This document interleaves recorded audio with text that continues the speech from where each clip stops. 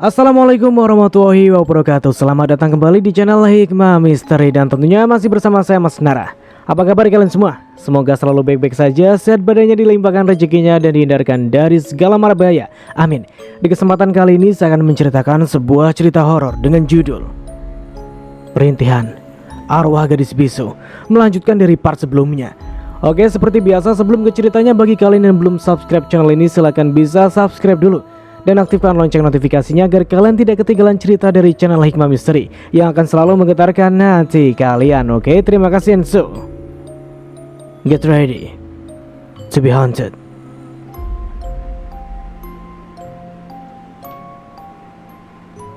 Tumben banget cuma bertiga. Yang lain pada kemana? Tanya Aldo. Mamat lagi di rumah sakit. Terus Agus juga lagi sakit. Katanya sih semalaman dia pingsan. Jelas teguh ke Aldo. Pingsan? Pingsan kenapa bang? Tanya Aldo. Kurang tahu juga sih gue. Belum jenguk dia. Ya juga mungkin nantilah, jawab Teguh dengan santai. Oh gitu ya bang. Maaf nih bang. Ya udah, aku mau pergi dulu ya. Pamit Aldo ke mereka. Oh ya udah dah. Hati-hati ya, ucap Teguh. Setelah kepergian Aldo, Udin pun berbisik-bisik ke temannya. Lo ngapain sih deketin anak itu? Ntar kalau dia nyari tahu tentang kasus Ratna gimana? Bisa habis kita, ucap Udin. Udah gak apa-apa, santai aja, dia gak mungkin curiga kok ke kita, jawab Teguh dengan santai. Ah serah lo lah, ucap Udin yang mulai capek dengan kelakuan temannya. Saat hari mulai petang, mereka semua sudah kembali ke rumah masing-masing. Hanya saja kini Aldo sedang melamun di teras rumah. Oke, kita beralih ke sudut pandang Aldo. Gue kok penasaran ya, Ratna tuh meninggalnya sebenarnya karena apa? Pengen banget gue selidiki, tapi gue gak tahu harus mulai dari mana. Gumam Aldo dalam hati. Ia frustasi, memikirkan cara agar kasus ini bisa terkuak. Dan akhirnya ia menyerah. Ia sudah lelah bergelut dengan pikirannya. Saat ia sudah puas melamun di teras, kini ia kembali masuk ke dalam rumah. Namun saat akan masuk ke dalam kamarnya, tiba-tiba dia teringat kejadian beberapa hari lalu yang dia sempat melihat sosok arwah nangis di sini.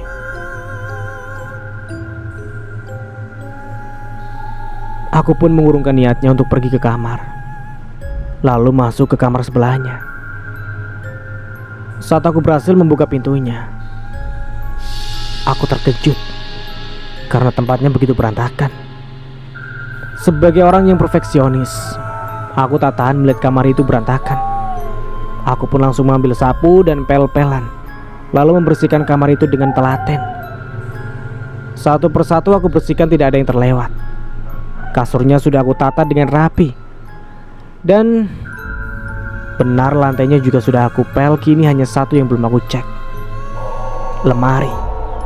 Ya, tinggal membereskan lemari, tugasnya sudah selesai. Banyak banget debunya nih. Bisa sesak napas nih gua, ucapku sambil berusaha membuka lemari itu. Setelah lemarinya berhasil terbuka, aku begitu terkejut melihat pemandangan yang kini ada di depan mataku. Mulutku seketika membulat menganga melihat ini semua. Loh, ini apa sih? Ini baju siapa? Kok di lemari ini? Dan ini juga kenapa spraynya banyak darah? Ah, biarinlah. Aku capek. Lain kali lah aku pikirkan. Aku taruh saja di kolong. Akhirnya aku berlari ke kamar sebelah mengambil kresek hitam dan segera memasukkan semua barang-barang yang ada di lemari tadi. Setelah itu aku menyimpannya dengan perimpan di bawah kasur tidurku.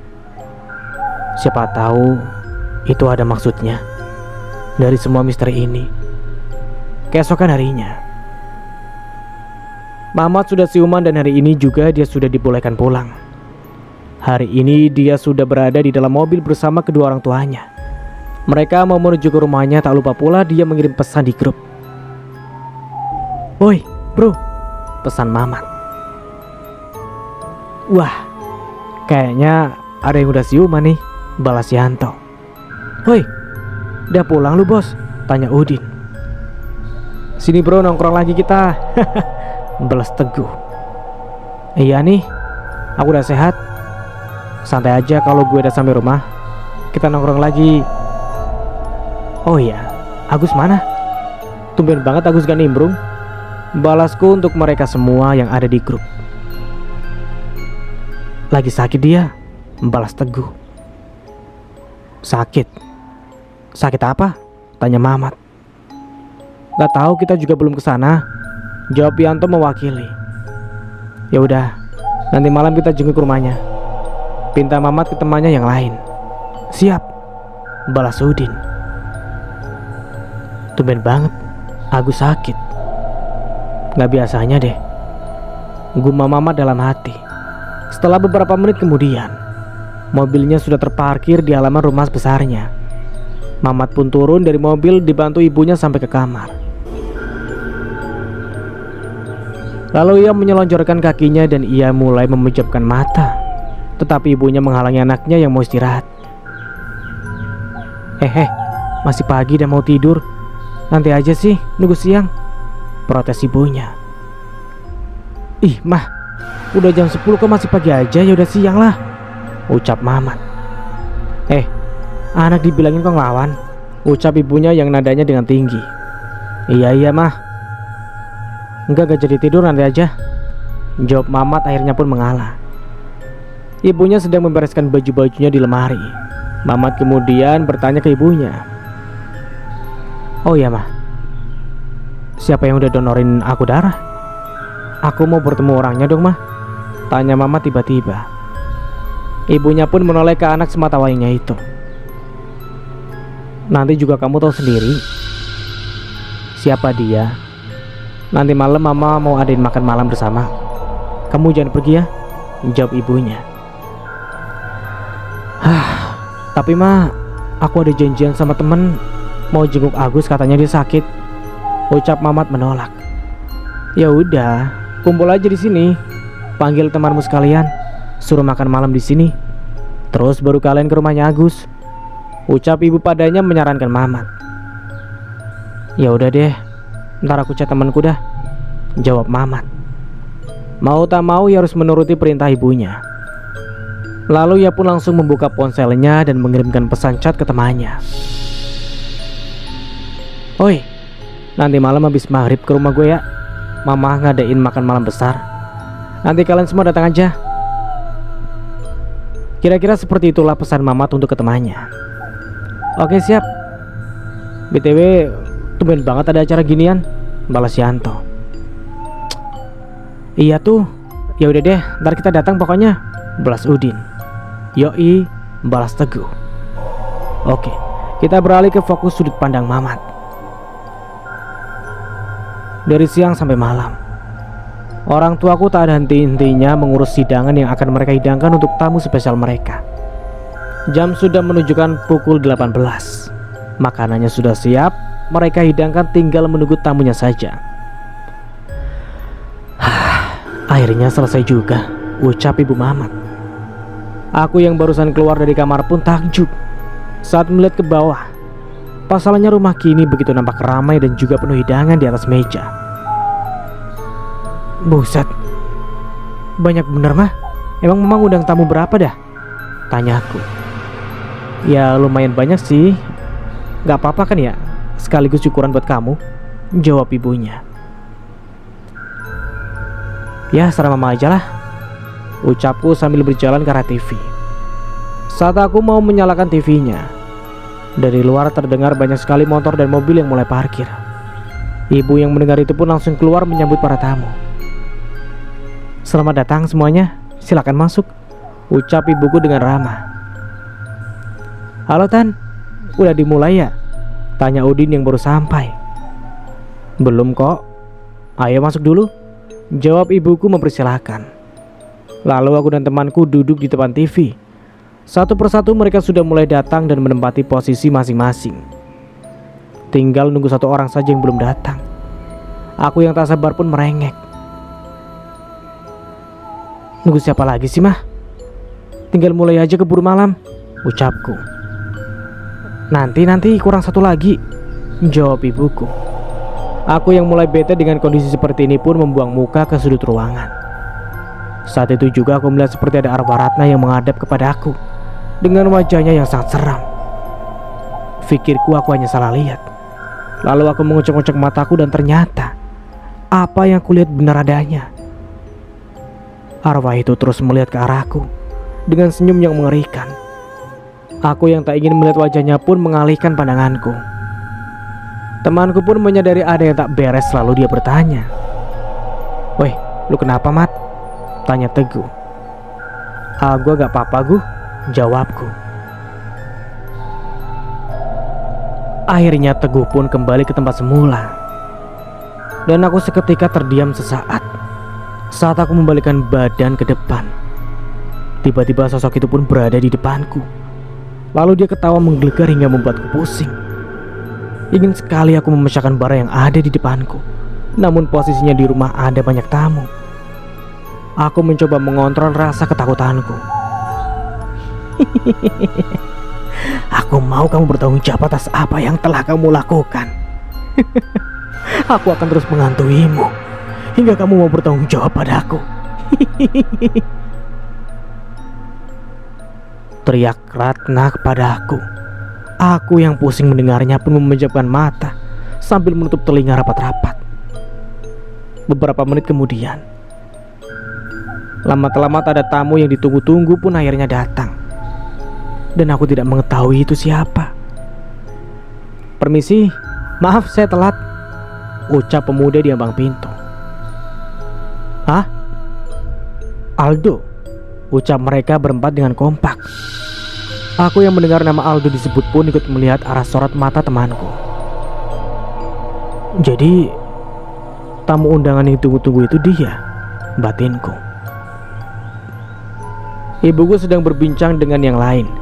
Saat mendengar ada yang baru masuk, ibuku langsung menghampirinya. Nak Aldo sudah datang. Mari kita mulai sekarang," ajak ibuku. "Iya Tan, maaf ya saya telat. Tadi ada urusan sebentar," ucapnya. "Iya udah gak apa-apa kok." Semuanya mengambil posisi duduk masing-masing. Aku duduk berhadapan dengan Aldo, di mana aku sebelah kiri ayahku sedangkan Aldo sebelah kanan ibuku. Acara kini berjalan dengan lancar. Setelah selesai makan mereka tidak langsung pulang, melainkan kumpul-kumpul dulu di ruang tamu sambil mengobrol-ngobrol. Lalu aku bertanya ke ayahku, "Oh ya, rumah kontrakannya sudah ada yang ngontrak belum?" tanya aku. "Sudah," jawab ayah. "Siapa?" tanya aku sekali lagi. "Aldo," jawab ayah dengan singkat. "Oh," jawabku dengan singkat. Suasana menjadi canggung. Aku terhanyut dalam pikiranku sendiri. Seringkali aku melamun merasa bersalah karena ulahku sendiri yang telah membunuh Ratna.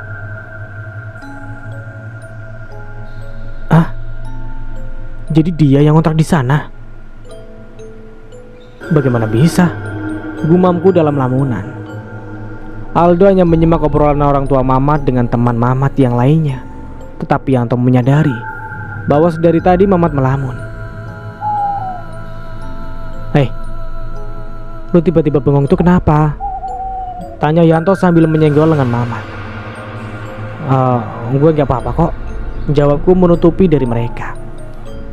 "Ya udah deh, bener kalau nggak apa-apa," timpal Yanto.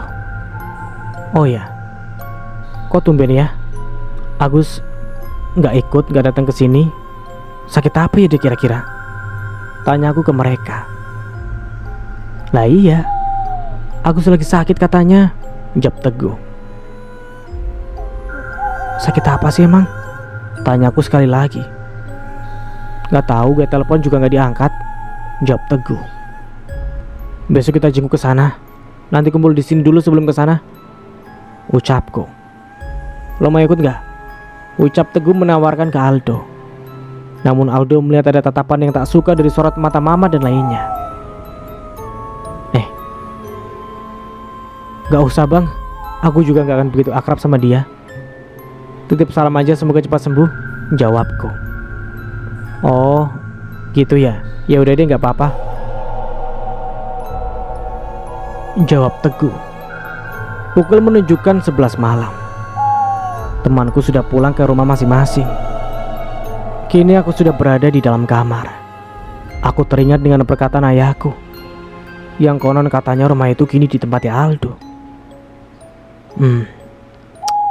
Kalau dia nyari tahu tentang rumah itu gimana ya? Gumamku dalam hati. Bentar, kayaknya dulu belum dibuang deh bajunya. Coba gue tanya mereka di grup ah. Woi, Teguh pun membalas. Woi. Udin membalas. Berisik, ada apaan sih? Dulu pas bunuh Ratna, bajunya kalian kemanain? Iya masih utuh lah di dalam lemari itu. Kalau nyuruh taruh situ, ya udah gue taruh situ aja. Anjing, rumah itu udah gue kontrakin cok. Gue juga lupa gak beresin dulu. Dan sekarang yang kontrak rumah itu adalah Aldo. Ini gimana kalau dia tahu? Lah, serius lo? Duh, bisa mati kita, balas Udin. Gue gak ikutan, balas Teguh. Semoga aja Aldo gak nemuin barang buktinya. Semoga aja deh, balas Udin. Setelah mengirimkan pesan di grup, aku sedikit lega. Ya meskipun aku tidak tahu kenyataannya bagaimana. Aku pun memikirkan cara agar bisa ke rumah Aldo. Tak lama kemudian aku sudah terlelap dalam mimpiku. Di tengah-tengah tidurku yang nyenyak, samar-samar aku mendengar rintihan Ratna lagi. Aku mendengar seperti ada yang menangis meminta tolong. Namun aku tak begitu memperdulikannya. Aku tetap melanjutkan tidurku hingga pagi hari. Lalu keesokan harinya, aku meminta temanku untuk berkumpul di warung biasanya. Aku pun mengirim pesan di grup WhatsApp. Woi, sini kumpul di tempat biasa. Gue mau ngomong sesuatu penting, ucapku di grup. Tak butuh waktu lama mereka sudah sampai di warung. Lalu Udin membuka suara. Gimana? Ada yang mau lo omongin? Tanya Udin. Gue rencananya pengen main ke rumahnya Aldo, mau ngambil barang buktinya. Bahaya kalau sampai dia tahu, jawabku. Tapi gimana caranya? Sedangkan kan kita gak deket sama Aldo, ucap Udin. Oh iya Go, lu kan deket ya sama Aldo, ucapku ke Teguh. Ya gak gitu deket banget sih, jawab Teguh.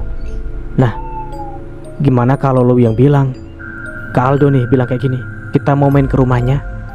Terus ntar lu ajak Aldo keluar dulu, kita mau cek lemarinya dulu, jelasku ke Teguh. Gimana ya? Bolehlah, ntar aku bilangin, jawab Teguh mengiyakan. Setelah membicarakan hal itu, mereka pulang ke rumah masing-masing. Saat di perjalanan pulang, kebetulan Teguh berpapasan dengan Aldo. Ia pun teringat percakapan tadi pagi dengan Mama di warung. Dok, ntar malam lo free gak? Tanya Teguh ke Aldo. Ya free sih bang. Kenapa bang? Tanyanya kembali. Jadi gue sama teman gue ada niatan mau main ke rumah lo. Boleh kan? Ya biar lebih akrab, gantian nongkrong di rumah lo kayak gitu loh, ucap Teguh. Oh boleh sih bang, nanti tinggal ke rumah aja gak apa-apa kok, jawab Aldo mengiyakan. Oke deh, ntar gue kabarin ya ke temen gue. Oke bang. Malam pun tiba. Sebelumnya Teguh sudah mengirimkan pesan di grup kalau mereka semua diizinkan bermain ke rumah Aldo. Tak butuh waktu lama mereka sudah ada di depan rumahnya. Tok tok tok tok. Pintu rumahnya diketuk oleh Teguh. Aldo yang mendengar itu pun langsung berlari ke depan, membukakan pintu untuk mereka. Silakan bang, masuk, ucap Aldo. Mereka semua pun masuk ke dalam rumah Aldo dan duduk di ruang tamu. Setelah beberapa menit mengobrol, akhirnya Mamat memberikan kode ke Teguh supaya Teguh mengajak Aldo keluar rumah. Teguh pun memikirkan cara agar ia keluar rumah dengan Aldo. Kunci mobil lu di mana ya, Mat? Tanya Teguh pura-pura lupa. Yang bener aja lu. Lupa kali belum diambil. Sana deh cek dulu. Siapa tahu di mobil. Saran Mamat ke Teguh. Dok, anterin gue ke depan yuk. Nyari kunci mobil. Gue takut sendirian gini. Ajak Teguh ke Aldo. Oh ya udah bang, ayo aku antar. Ucap Aldo mengiyakan. Saat Aldo dan Teguh sudah keluar rumah, Mamat dan Udin langsung masuk ke kamar yang saat itu untuk mengeksekusi Ratna, sedangkan Yanto menunggu di ruang tamu. Mamat dan Udin berhasil masuk ke ruangan itu. Namun mereka terkejut karena tempatnya sudah rapi. Dan saat mereka membuka lemari, mereka juga dikagetkan lagi karena barang bukti sudah tidak ada di sana. Lalu mereka berinisiatif ke ruang bawah tanah. Namun hasilnya tetap sama. Tidak ada barang bukti satupun. Udin pun mencurigai bahwa Aldo menyimpannya di kamarnya sendiri. Gue curiga nih, Mat. Mungkin Aldo nyimpen di kamarnya sendiri kali. Ucap Udin dengan curiga. Bisa juga sih.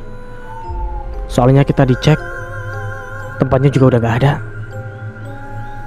Udah dipindah kali ini barangnya, jawab Mamat. Aldo yang melihat tingkah aneh Yanto pun curiga. Itu Bang Yanto kenapa ya? Kayak lagi jaga-jagain sesuatu, gumam Aldo dalam hati. Satu langkah Aldo mundur ke belakang untuk mengintip Yanto, tapi gerakannya disadari oleh Teguh. Dok, sini tolong bantu nyanterin, pinta Teguh ke Aldo. Iya bang, ucap Aldo. Bang Mamat sama Udin kemana ya? Kok gak ada sih? Aneh banget tinggal mereka, gumam Aldo dalam hati. Beberapa menit kemudian, Teguh sudah menemukan kunci mobilnya yang sengaja ia jatuhkan di pot bunga sebelum masuk ke rumah Aldo. Nah ini dia, ucap Teguh. Udah ketemu bang? Tanya Aldo. Udah nih, ayo masuk, ucap Teguh sambil menunjukkan kuncinya. Perkiraan Teguh ternyata salah. Mamat dan Udin belum menemukan barang buktinya. Mereka sedang mencari di kamar Aldo. Shh, udah belum? Mereka jalan ke sini nih, tanya Yanto ketakutan. Bentar ini mau buka pintunya susah kuncinya, jawab Mamat. Mamat yang melihat Teguh dan Aldo berjalan masuk ke dalam rumah pun langsung menyuruh Udin untuk pingsan. Din, nih lu pura-pura pingsan sekarang deh, pinta Mamat. Lah, kenapa gue? Tanya Udin tak mau. Udah buruan mereka kesini, jawab Mamat. Dengan terpaksa Udin pun pingsan bersamaan dengan masuknya Teguh dan Aldo ke dalam rumah. Brek, suara Udin terjatuh pingsan. Woi, tolong woi, bantuin gue, Udin pingsan, teriak Mamat penuh sandiwara. Hah? Bang Udin pingsan, gumam Aldo dengan pelan. Teguh dan Yanto pun langsung berlari ke arah Mamat. Lalu Mamat meminta untuk segera dibukakan pintu kamarnya. Dodo, buruan buka kamarnya, kasihan Udin, pinta Mamat ke Aldo yang masih termenung melihat kejadian ini. Iya bang. Aldo pun membuka pintu kamarnya, lalu membawa Udin tidur di ranjangnya. Seketika Mamat mengukir senyum di bibirnya saat ia melihat plastik di bawah kolong tempat tidurnya. Mamat langsung berpikir kalau itu barang buktinya. Tanpa pikir panjang, Mamat dan Yanto membopong Udin ke dalam kamar Aldo.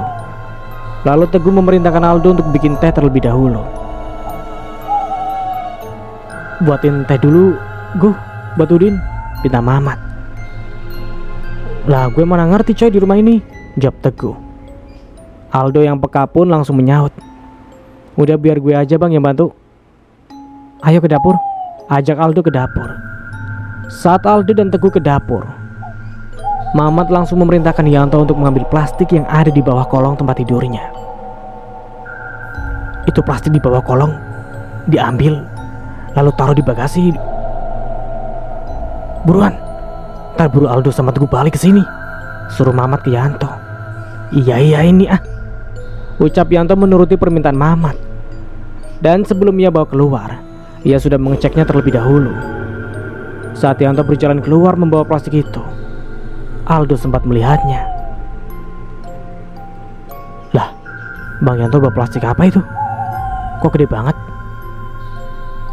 Kok kayak yang ada di kamarku ya? Ah, biarin dah, gumam Aldo dalam hati. Setelah beberapa menit kemudian, Aldo dan Teguh sudah selesai membuat teh dan kembali ke kamarnya. Ini bang, tehnya diminum dulu, ucap Aldo ke Udin yang sudah siuman.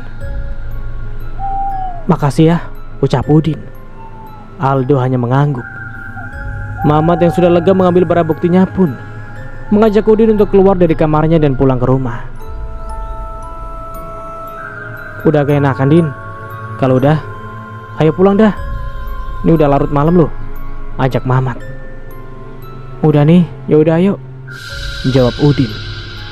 Mereka semua pun keluar dari kamar Aldo, lalu berpamitan dengan Aldo. Makasih ya Dok, maaf udah ngerepotin nih, ucap Teguh. Iya sama-sama, sama sekali gak ngerepotin kok, santai aja bang, jawab Aldo. Ya udah kita pulang dulu ya, pamit Teguh. Iya bang, jawab Aldo. Mereka pulang dengan perasaan yang lega.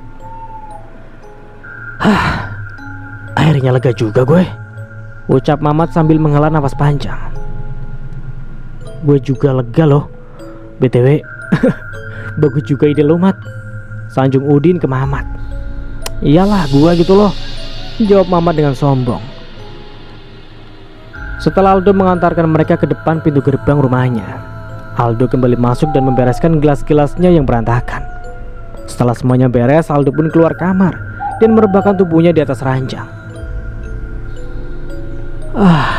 Capek banget gua. Kok gue jadi keinget tadi ya, plastiknya masih ada gak ya? Gumam Aldo dengan pelan. Lalu dia mengeceknya di bawah kolong, dan ternyata benar, plastiknya telah diambil oleh mereka. Lah, bener, tadi plastik yang di sini diambil. Tapi buat apa ya mereka? Ucapku kebingungan dalam hati. Biarin deh, mungkin itu peninggalan punya saudaranya apa gimana? Ucap Aldo berpikir positif. Setelah mengatakan itu, Aldo pun kini terlelap.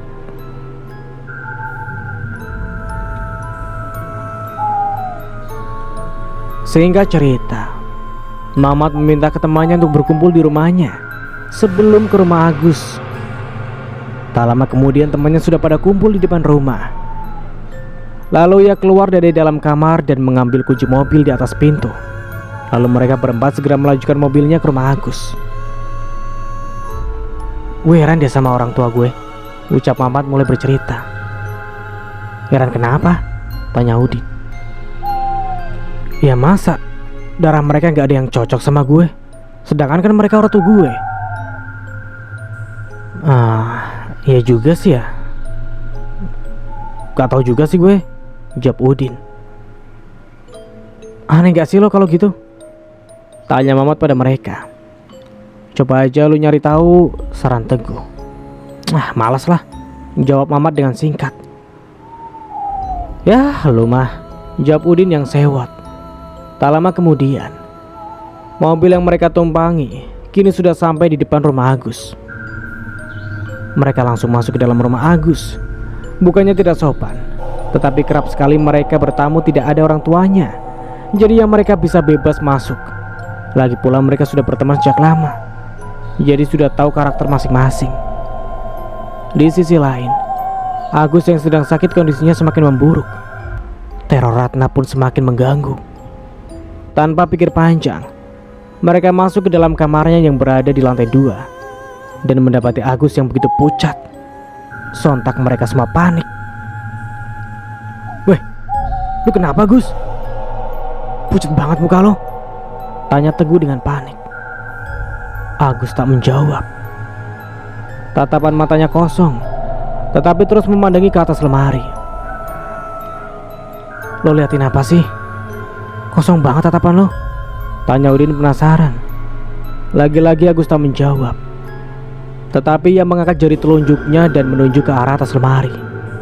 Mereka semua pun mengikuti arah telunjuk Agus.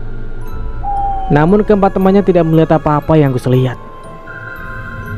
Gak ada apa-apa. Emang lo lihat apa sih, Gus? Tanya Mamat penasaran. Agus menggeleng-gelengkan kepalanya sambil ia pukuli sendiri.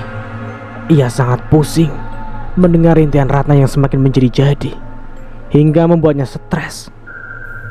Ia yang kini merasa frustasi pun mengambil gelas yang ada di atas meja, lalu melemparkannya ke atas lemari.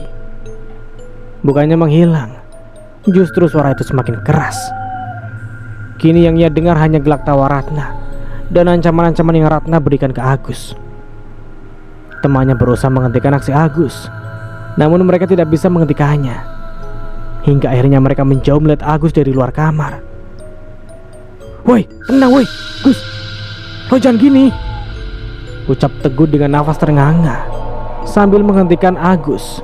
Namun yang ada, kini wajahnya malah ketinju tangannya Agus. "Bek. Anjir, sakit bangsat," gumam Teguh, lalu menjauhkan diri dari Agus yang sedang kesetanan. Agus yang kesetanan pun dengan brutal membanting semua barang yang ada di depannya dengan mata yang melotot. Temannya yang mau menghentikannya pun takut. Lalu mereka hanya menyaksikan aksi Agus saat ini sambil memikirkan cara Agus biar tenang. Tiba-tiba Agus menjerit dan memukul jendela kamarnya sampai tangannya mengeluarkan banyak darah. "Ah, pergi lo, pergi dari sini." Prang. "Selamat bermain-main denganku," ucap arwah Ratna. Kaca itu hancur berkeping-keping. Mereka yang melihat itu pun sangat syok. "Agus!" pekik mereka dengan kompak. Saat mereka mau mendekati, tiba-tiba Agus lari keluar kamar. Ia berlari sangat cepat sambil menjambak-jambak rambutnya sendiri. "Woi, mau kemana lo?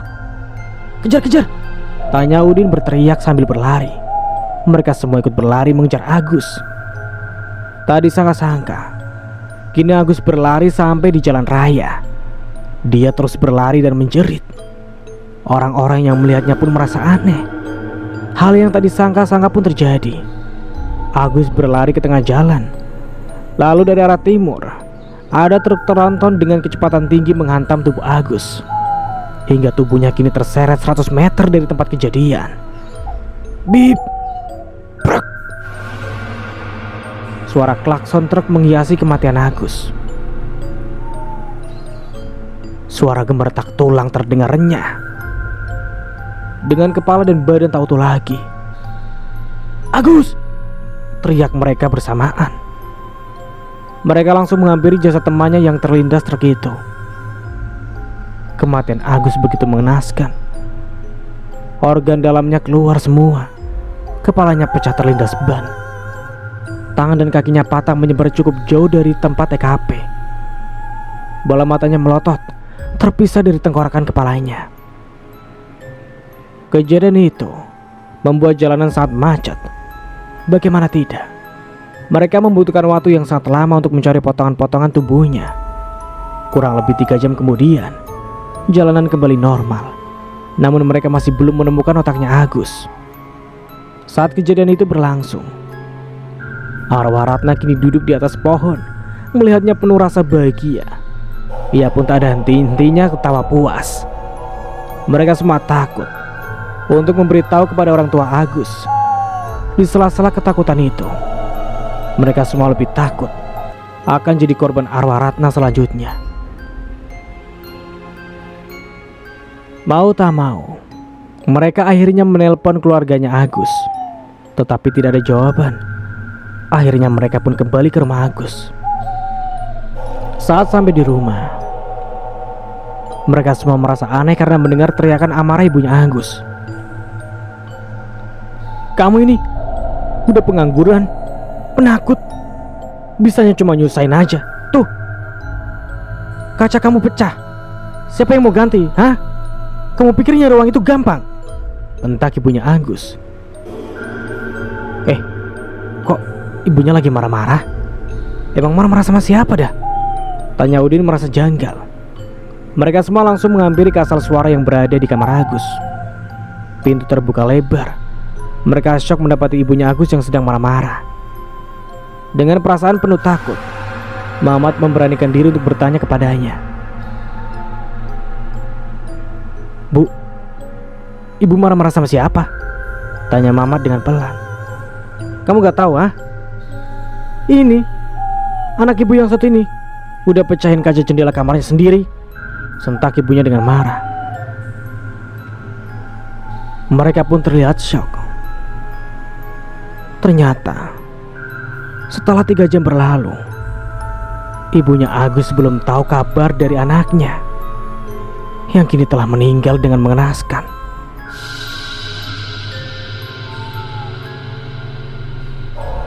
"Bukannya Agus tadi udah meninggal kecelakaan sekitar 3 jam yang lalu?" ucap Mamat ke ibunya. "Mana mungkin, ini Agus masih di sini," ucap ibunya lagi dengan nada tinggi.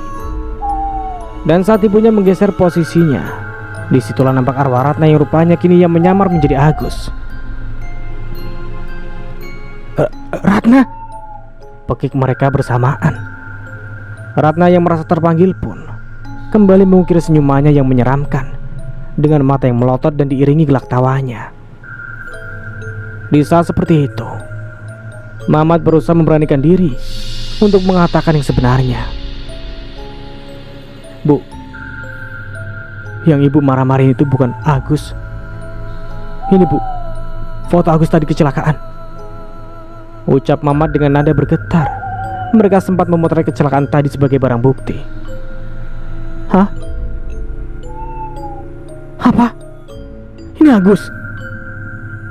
Agus sudah meninggal?" ucap ibunya tak percaya. "Kalian jangan bercanda ya. Keluar kalian!" Bu, sabar, Bu. Sabar. Udah ikhlasin aja," ucap Udin berusaha menenangkannya. Suasana di tempat itu tampak sangat kalut. Ditambah lagi dengan ibunya yang sangat syok dan terlihat seperti orang gila. Dengan posisi mereka yang panik, akhirnya tak mau pikir pusing, mereka pun meninggalkan ibu Agus dengan begitu saja. Akhirnya mereka pun pergi ke rumah masing-masing.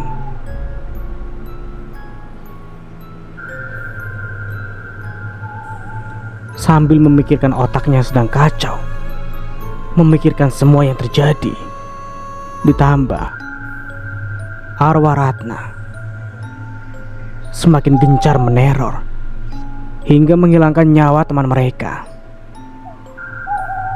Sekarang mereka bingung, panik, tidak tahu apa yang harus mereka lakukan. Agus meninggal dengan kondisi yang sangat mengenaskan. Setelah kejadian Agus, mereka benar-benar dibuat ketakutan. Entah apa yang akan terjadi kepada mereka selanjutnya. Di sisi lain, entah ada permasalahan apa antara Agus dengan keluarganya. Tiba-tiba saja, dengan tertawa terbahak-bahak seperti orang gila, ibu Agus tiba-tiba mengucap,